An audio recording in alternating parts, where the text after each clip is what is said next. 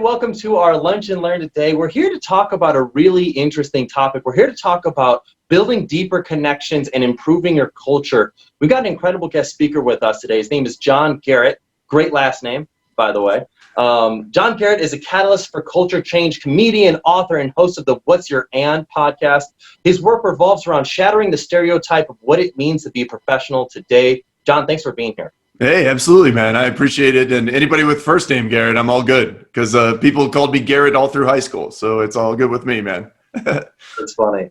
Well, John, so, one thing that you've told me before, one thing that I've researched on you is just shattering the stereotype of what it means to be a professional today. I guess really the first question is just so we can state and lay that out. What is the stereotype of what it means to be a professional today? Yeah, well, I mean, just stereotype of a professional in general. I mean, over the years, it's changed in the last 100 years, but our ideas behind it haven't. So people think that there's one way to be successful as an accountant or as a lawyer or as an engineer. And, the character that's played in a movie or on a TV show is what you have to be. And it's not true. There are thousands of successful professionals in the same, profession that are different. They have different personalities, different outside of work hobbies and interests, and there isn't one way. There's a million, and so it's don't feel like you have to conform to what you think you're supposed to be when you're the guy, you're the lady, you're the person. You're the manager, you're the partner, you're the CFO, you're the whatever it is. Be you. It almost sounds like what you're saying is by removing the conditioning of the stereotype we have for what we think a person needs to be in a certain role, it's almost like an act of vulnerability of being just you're true to yourself. Would you agree? Is that kind of what No, that's exactly what it is. It's exactly what it is. Is you have to be vulnerable and you have to be willing to let your guard down. We hide behind our degrees and certifications. These technical skills that we've paid a lot of money to get. So we hide behind those. But the problem is that, by leading with that and being like that, making that your identity, you're the same as everyone else. I was a CPA, so I got an accounting degree from Notre Dame. That's not hard. Then I passed the CPA exam, or that's not easy. Passed the CPA exam, also not easy. So you work really, really hard to get that. And then you walk in the room thinking that you're going to stand. No, you're welcome to the table where everyone else is already sitting, and so there's no differentiator there. And yet, there's all different ways to be successful behind that. And when you hang out with people and when you get behind, hang out with them outside of work and you get to know them, they're all different kinds of successful professionals. And so you don't have to be one. And for some reason, the thing that frustrates me the most is everyone wants to be the most boring version. They think that, to be successful, you have to be super lame and super boring and talk about work 24/7, live and breathe work and more work and more. And it's like, if you had to pick one, pick the other one, the one where we don't talk about work at all. That's the professional. I wish that was the stereotype, but there's all kinds. And so, it's just interesting to me that, that we all just conform to one way and we really don't have to. So there's a few thoughts that come to mind. I mean, first thought, when you were talking earlier on, it almost sounded like you were getting more or less into the sunk cost fallacy of I've spent all this money on my education. I've spent all this money and time getting to this position in life that I feel I must conform to my stereotype, my mentality of who I think this person must be in this role, which I think that makes a lot of sense. You see that quite often. But one thing you touched on, and I'd love for a clarification, was talking about those things that you do outside of work. And maybe I'm reading too far into this, but I know for me, I love the work that I do. I like talking about absolutely. it. I get a lot of joy from it. Can you kind of maybe clarify that component of finding that gap of how we can still enjoy our work, but still be true to ourselves? Yeah, which is why the book is What's Your And. It's not what's your or. It's what's your and. You're all of these things. You don't have to be one or the other. You're both, or three or four things. You're an accountant and a skier. You're a lawyer and love horror movies. You're, a banker and a cyclist. You're and a painter and a pianist. No one cares about the first part. Like nobody, like even other people that have the same job. But that second part, the after the and is interesting. That's where conversations happen. That's where real connections happen. And it's not, I hate my job. I'm not dedicated to my job. I'm not good at my job. It's, yeah, I'm that. And I also love something else too. And I think for so long, professionalism has told us this false narrative that we all believe, that you have to think about work all the time. And if you have something outside of work, then that shows you had free time. So why aren't you using that free time to do more work or study more or read more about work? And it's actually the opposite, that having those outside of work passions actually makes you better at your job. And so, by putting all your eggs in the work basket, there's a study done at Duke University that shows that that'll lead a greater anxiety and depression if your whole identity is one thing. So if you have other dimensions to who you are, then yeah, sure, that, work decision that didn't go your way stings a little bit, but you have all these other things to go do. And you still enjoy your job and you're good at it, but you have other things that you also enjoy. And then there was a study done at Northwestern that found that people that divide their work life from their quote unquote real life, there's a big wall here, that you make less moral decisions at work because you think, well, if I make a shady decision over here, that doesn't make me a bad parent or a bad friend, but it does. And so, the more you can blend those things, the more you realize that your identity over here is the same as your identity, in the other place. And so, it's not a, I hate my job. It's definitely not a quit your job and follow your passions, because that's stupid. It's you have other things, other dimensions to who you are. So we need to lean into those, because that's your differentiator, and then shine a light on that. If you're a leader, shine a light on your people's, outside of work interests as well, because it just shows a genuine interest in the people around you. Yeah, that's really fascinating. I was listening to a podcast with the producer for this TV show called Billions. It's an interesting. Oh yeah, on HBO, great show. With Paul Giamatti. Yeah, it's a good show. Yeah. One of the things he was talking about was his intentional focus on when you ask somebody how they're doing or what they're doing or how they're spending their time, his consistent response is always awesome. He used to respond with a lot of judgment or with a lot of like, hey, I can't believe you choose to do this. And he then had this realization that he didn't want other people judging him on the actions and the decisions that he had made in his life. Yeah. And his realization was, at the end of the day, people are going to choose the actions that they want to choose because they thought that was the best decision for them in that given moment in time. Yeah. You just got to treat it as awesome. Like, no matter what, that was what they thought was the best decision. And it's not your place to say that was a stupid decision, because it's not your space. It's not your spot. Right. I think that's kind of where you're going with it. So I guess, John, I'd be curious, how'd you get into this? When was the realization of like, this was the thing that I want to focus on for you? Yeah. So long story short, I was with PricewaterhouseCoopers, left that to go to industry, was in pharma.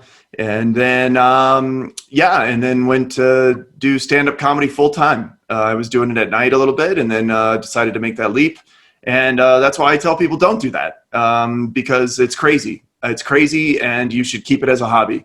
I was one of the fortunate ones that was able to make it. I have 2 Emmy-nominated award shows I wrote. I have a comedy album on SiriusXM and Pandora. Lived in New York City for almost 10 years. Did a lot of big, cool stuff.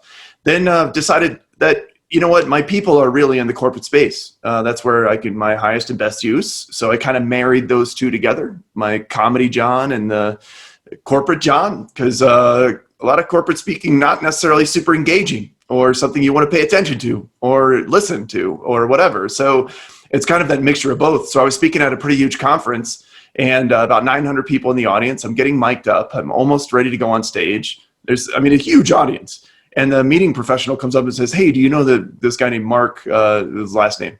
And then I was like, never heard that name in my life. And she goes, well, he knew you. He saw all the speakers and right away goes, I know John Garrett. That's the guy who did comedy at night.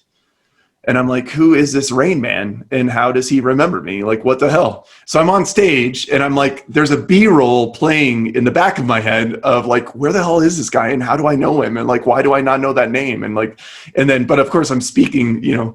And so then when I was done, I went to LinkedIn and figured out that he was in my first PwC office 12 years before that, 12 years prior. And he was in tax. And I don't do tax. So like not all accountants do taxes. Okay. Like some of them prefer to embezzle and that's where like the money's at. But yeah. So anyway, so he was in tax. I never met him. I 100% never worked with him. I don't even know tax. Like I don't know anything tax. I never went to that floor. And yet 12 years later, he remembered me and for something not work related. And so, you know, I started just asking people because I thought, well, was I the only one? Because if I'm the only one who had a hobby, well, then it's easy to remember one person. And come to find out, no, like not even close. So I started doing my own research. 92% of professionals have a hobby or a passion outside of work that they do regularly. So like 92%. So that means that the stereotypical professional is actually somebody that has outside of work interests. That's the norm by not even close. I mean, 92 to 8. And yet that 8% for so long has bullied everyone else to believe that this is the way you have to act. And so a lot of people are going to work a shell of themselves, one arm tied behind their back, not being able to bring, you know, everything they have. Because the cool thing is with the 400 plus episodes of the What's Your In podcast of interviewing professionals that have an outside of work hobby or passion, it's been awesome to see the expertise that you get from your outside of work interests. So the way I think we define expertise is too narrow. Our expertise is our college degree and our certifications. No, there's more than that. You know, for me, presenting, I did comedy at night. So for me, you know, breaking tense situations with a sense of humor, as well as presentation skills, like, you know, I could clearly bring that better than anyone else that was on my team.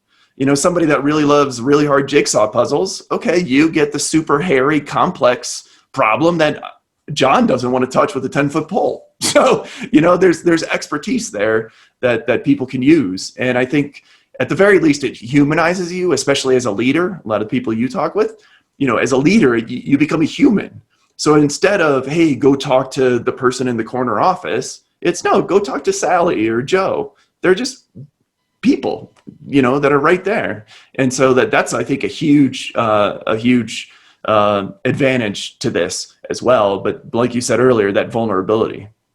I think that's really a critical point you brought up. And I think it's so critical that leaders set the tone at the top about this, that this is okay. Because that interesting statistic you brought up about like 92% of professionals have some form of hobby outside of work.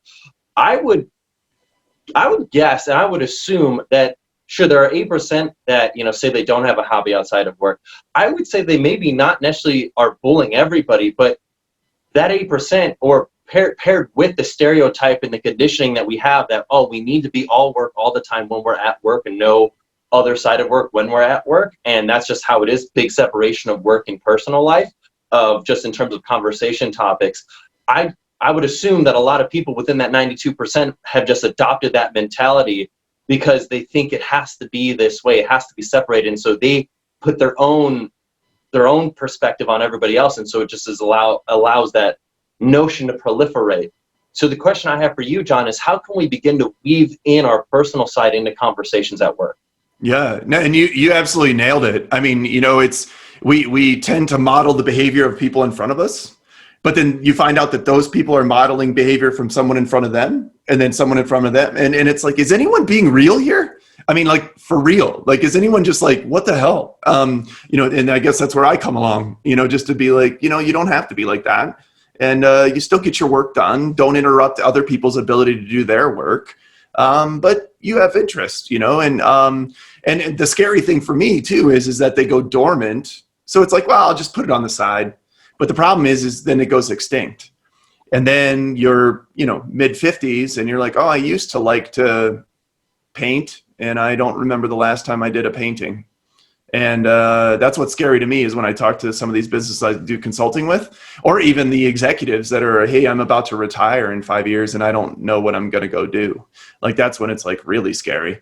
But yeah, to share those outside work interests, it's not stand up on your desk and shout it like with a bullhorn and attention seeking.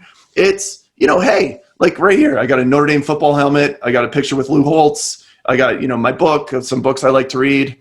I didn't tell you about that until just now, but they're there. So if you walk into someone's office and you see something that, a picture or a little trinket or a little something on their desk, maybe I've seen like little Lego things, people that love Legos, people that do photography or like to hike, a lot of nature stuff. They'll have a picture, there in their office, wallpaper on your laptop. If you don't have an office or you hotel, some places do that. So just show a little bit of yourself, maybe cufflinks or a necklace or, something that's small that just, for the people that see it, they're like, oh, you really love Star Trek. Awesome. So do I. And then let's talk about it. Or, or people that don't know anything about Star Trek, well, they missed it and who cares? It doesn't matter. Type of a thing. That's a great way. And then another way is just ask. Like it's that simple. It really is. It's taking 5-10 minutes out of the day to actually genuinely connect with people, as opposed to just, hey, how was your weekend? Fine. No, I'm going to need more than that. Like, what'd you do? Like, tell me, like, what is it that lights you up? Because if it's funny because when I have people coming on the podcast, I'm like, what's your passion? Like, what lights you up? Well, I'm really passionate about helping clients. No, you're not. Shut up. No, you're not. You're only passionate about that because they pay you. That's why. If they didn't pay you, you wouldn't be as passionate. You know what you're super passionate about? The thing you do on your free time and the thing you pay money to go do. It's fun to ask accountants, hey, would you pay money to do my tax return? Would you pay me to do my tax return? And they're like, no. And I go, well, probably not your passion. Are you good at it? Absolutely. Do you enjoy it? Absolutely. But, there's something else there that really lights you up. Because talking about work, sometimes it's great and it's fun and it's positive and it's uplifting, but sometimes it sucks. It just does. But that hobby or passion or that outside of work interest, every time is awesome. Every time, and so why not share some of that, bring some of that energy and bring some of that enthusiasm that people have for that into the workplace. And then there starts to be some emotion and some color and some like people are alive and it's cool. The people that are around us, it's really amazing to just, once you get to know them, you're like, what? That's so cool. Cause we're not in 6th grade anymore where everyone makes fun of the outliers. We celebrate that now because we're adults and that's neat. And if you're in a place where that happens, well, then you're in the wrong place. That's just, it's a shame, but just little ways that you can do that. Even in your email signature, you can just underneath there is, when I'm not whatever, I'm out riding mountain bikes or something like that. Again, some people see it, some people don't. The people that see it, great. Some professional services firms that I've worked with, they have like their partner profile pictures or their executive group pictures. It's always usually like just a really sterile navy blue suit. People are barely smiling, like not really.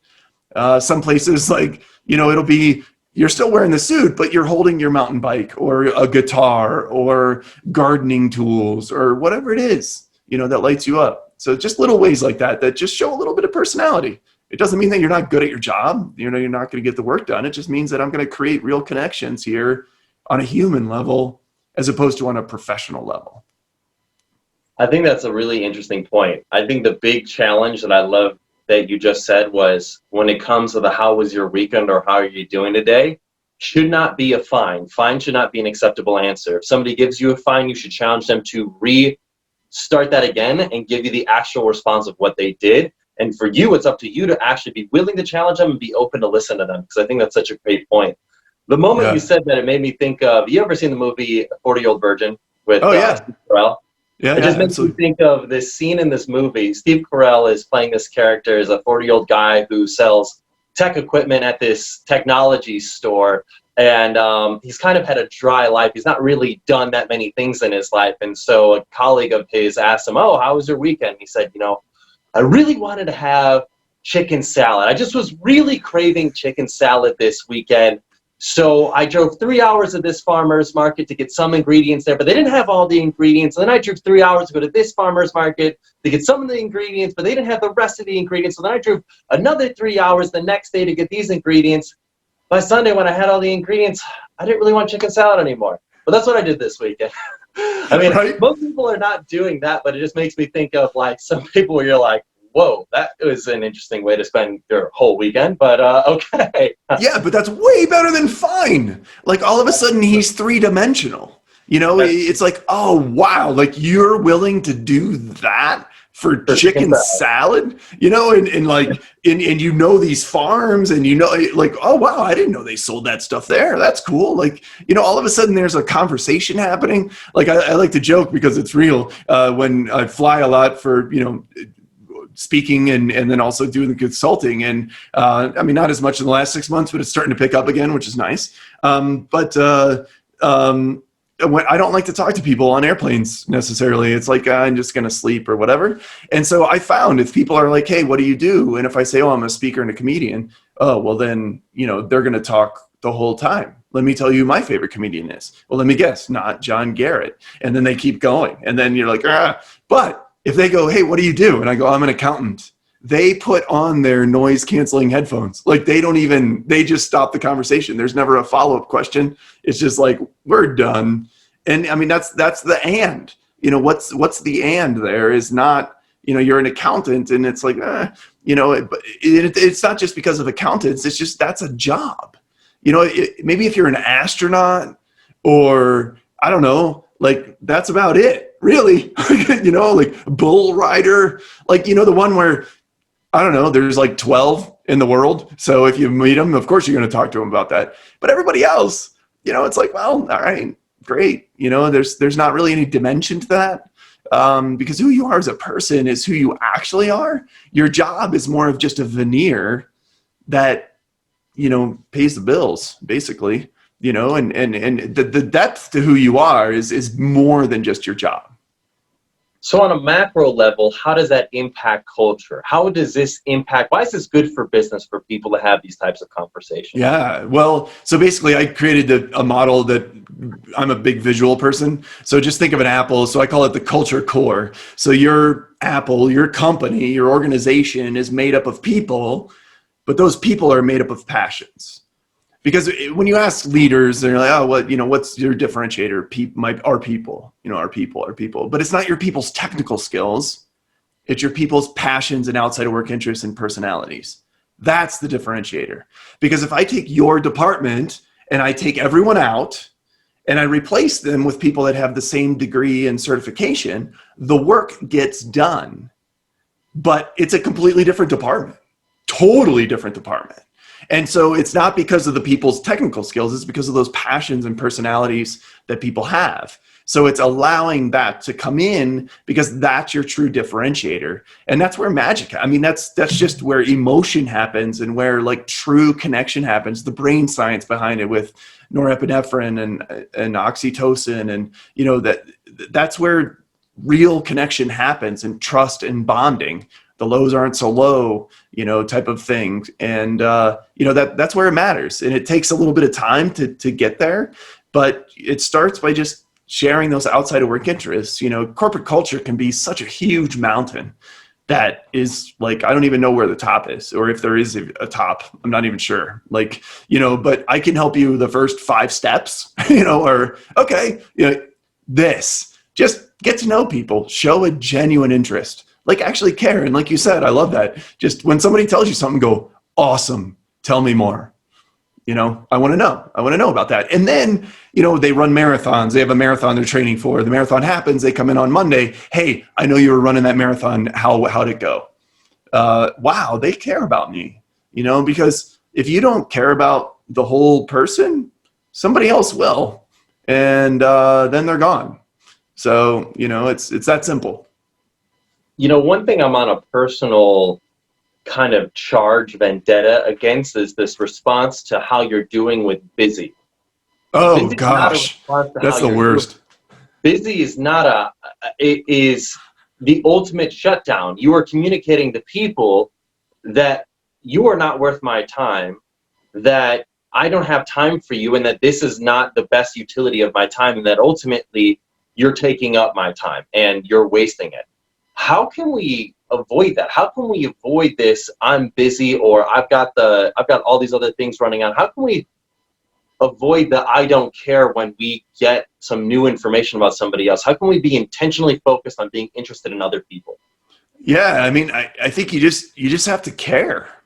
I mean, it's kind of like, just caring in general. I mean, it's a shame that, especially in organizations where there's billable hours, and organizations like that, or high intense places, it's still a human that's there. These aren't robots, and the more that technology is infiltrated, and even like I find it myself, even with social media, like there are friends of mine that I would probably call, but I see them on social media, so I'm like, well, I know what they're up to, and so I don't need to call you and talk to you about it, and that's sad. It's just genuinely care, and if you're a jerk, then you're a jerk. I mean, but the thing is that when people keep leaving, and I mean, it's at least 1.5 times their salary, maybe 3 times salary in some situations, to replace somebody. So to recruit the new person, to train them, to get them up to speed to where the other person was, 1.5 to 3 times salary. So that's a lot of money. And so, like, if you want to just, from a dollar's perspective, care, but just from a human side, there's even more reason there for that. But because who else has outside work interests is clients, customers, coworkers. I mean, 92% of us do. So, it's just care. I mean, I don't know what to, like, there's no like trick. I mean, it's like, if it makes business sense, it makes good human sense. I mean, just care about the people around you, because you'll be really surprised as to like what's there if you don't ask. Like, just when you ask, you just open up this new world of awesomeness that not only will make them more engaged and your team more engaged to each other, but that just impacts the bottom line for sure. What I'd be curious to know is I feel like our audience watching this might see this and say, wow, I'm going to start really focusing on caring more. I'm going to make this happen. I'm going to do it. And it'll be like a New Year's resolution. They'll try it 2 weeks and it's already stopped. Right. How can we go about actually intentionally making this a point to do every single week? I mean, one idea I have is marking time in my calendar to focus on one person at the office or that I work with in my department, to speak with them for maybe 5 minutes, just about them, and to focus that it's not about me, but it's about them. Yeah. And that's what I do in the consulting, is how to implement this, and some places, I know, for instance, like bigger companies, even like FedEx, they actually did in their internal audit department, one-on-ones every month with your direct reports. So for people that probably had, 5, 6, 7 people that reported to them, it was a one-on-one every month for an hour. And the first month or 2, 3 was kind of weird, where it's like, what are we going to talk about for an hour? And then 3rd, 4th, 5th month, it was, holy crap, it's already been an hour. Like, this is crazy.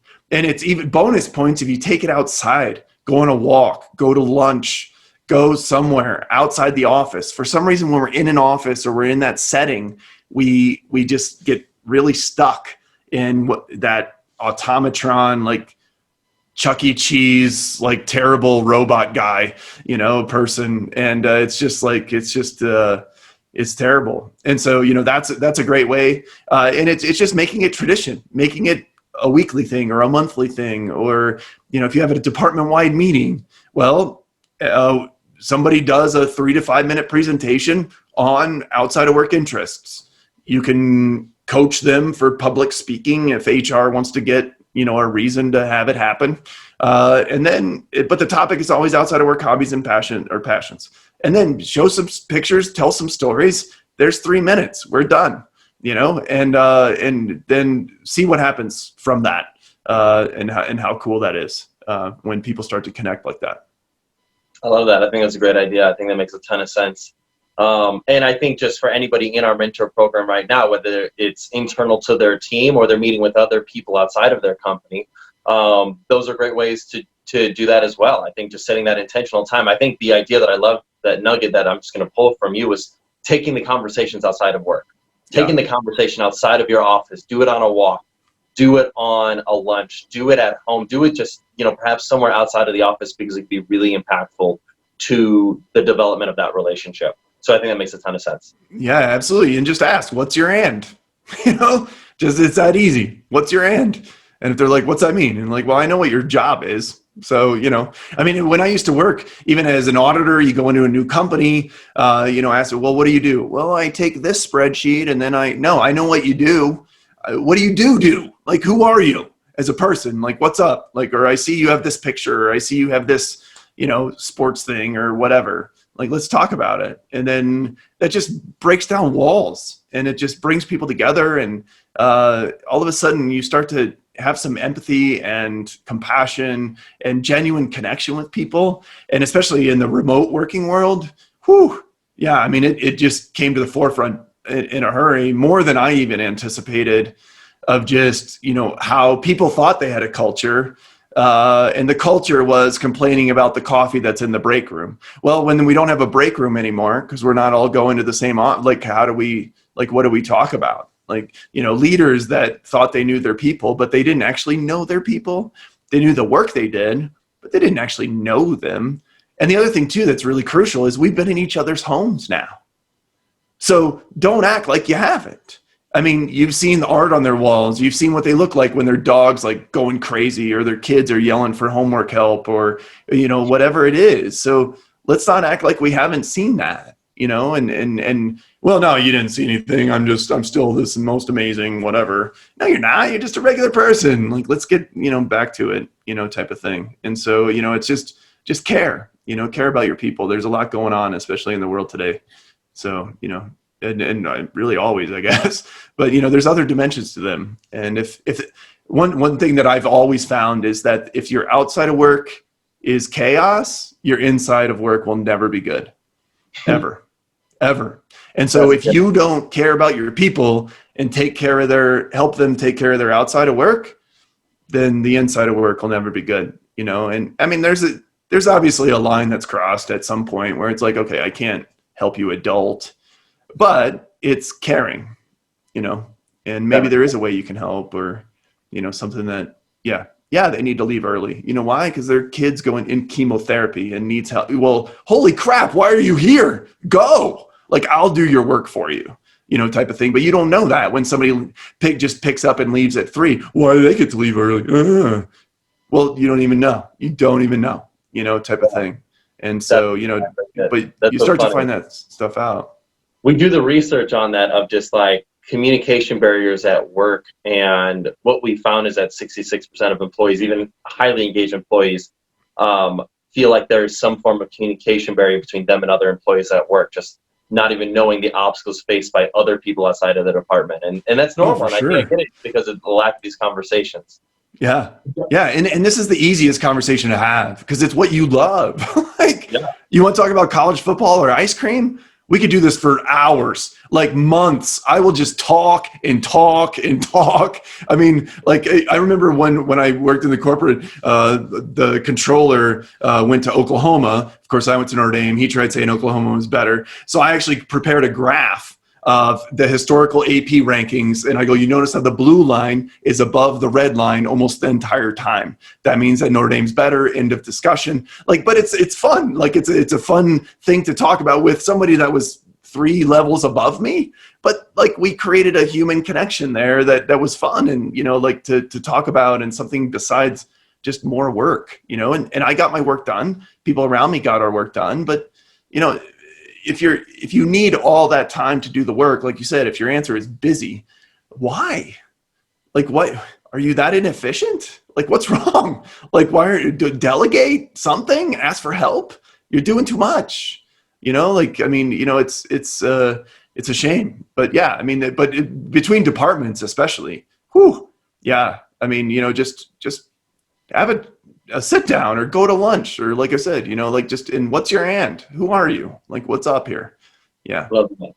John, this has been great. This has been a really awesome lunch and learn. I think there's a lot of really great eye-opening insights and points that you brought up, and just a way for us to just kind of mellow out as humans and as professionals and just be ourselves and be comfortable with sharing who ourselves outside of work is. I think that's a really great point.